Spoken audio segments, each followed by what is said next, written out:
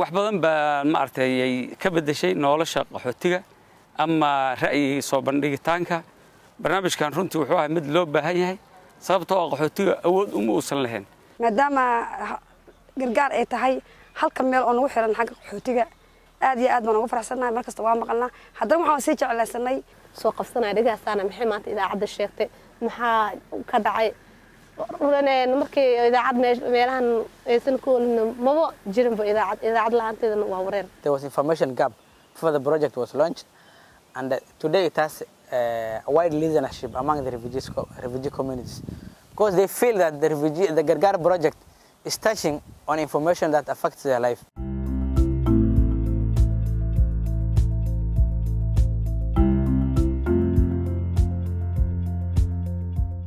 The European Commission's Humanitarian Aid and Civil Protection Department, ECHO, thinks that information services provided to the communities that we serve with humanitarian services is as important as medical or food services. If we talk to the refugee leaders or to the community leaders, sometimes, often, the messages are manipulated or biased or are interpreted in a different way, which do not always reflect the reality and the real objectives. A high percentage of the beneficiaries are not able to read and comprehend the type of IC materials that we develop.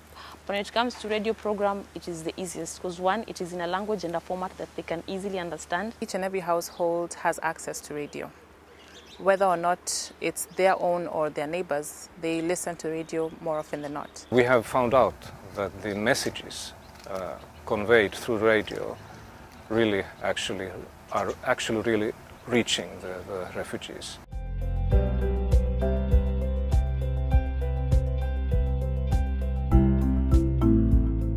What the aid agents today are doing is to use Internews as a tool to reach the community.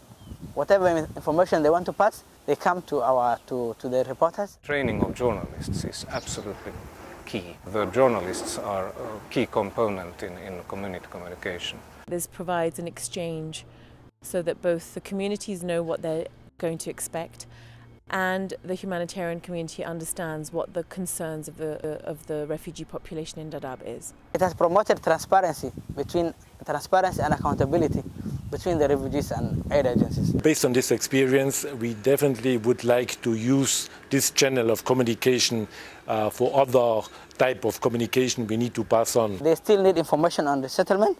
They also need information on repatriation because there are also refugees who are in the camp and who have high hopes of going back to Somalia. Ultimately, even for the upcoming repatriation, the return planning, the communication through the radio Gargar program, Internews, will be fundamental and will have a crucial role.